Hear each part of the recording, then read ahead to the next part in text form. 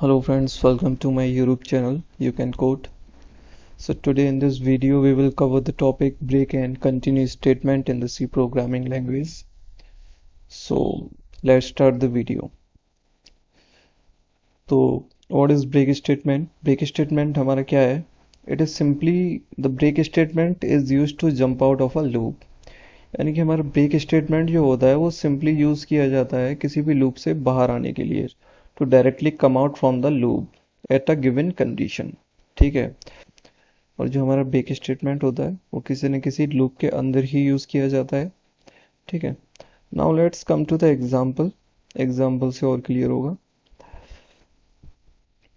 In this example we have used the break statement.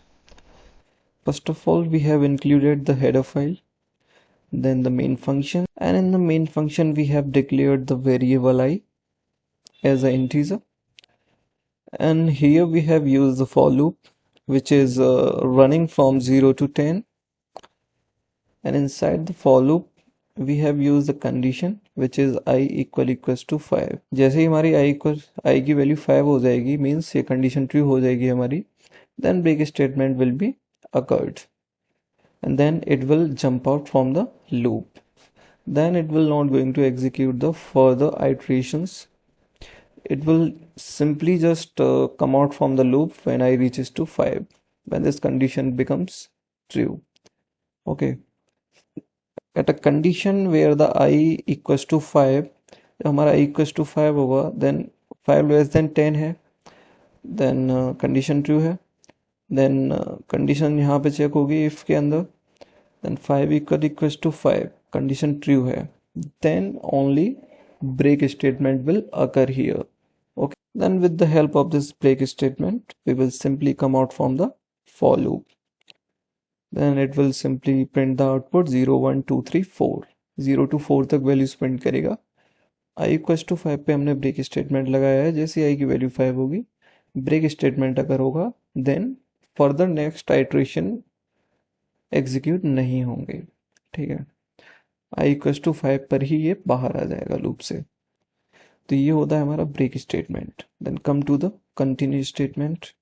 So here continue statement breaks one iteration in the loop.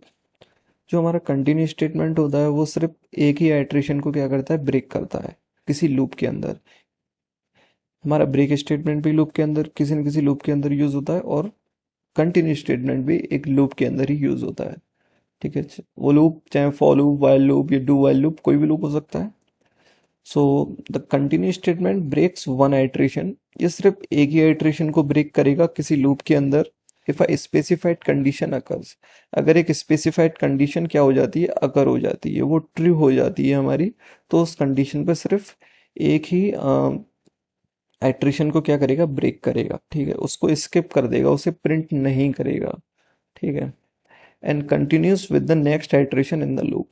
सिर्फ continue statement हमारा उसी iteration को break करेगा जहाँ पे क्या हो रही है, स्पेसिफाइड कंडीशन अकर हो रही है, स्पेसिफाइड कंडीशन हमारी ट्रू हो रही है। सिर्फ उसी कंडीशन के लिए ही सिर्फ एक ही आइट्रेशन को क्या करेगा, ब्रेक करेगा।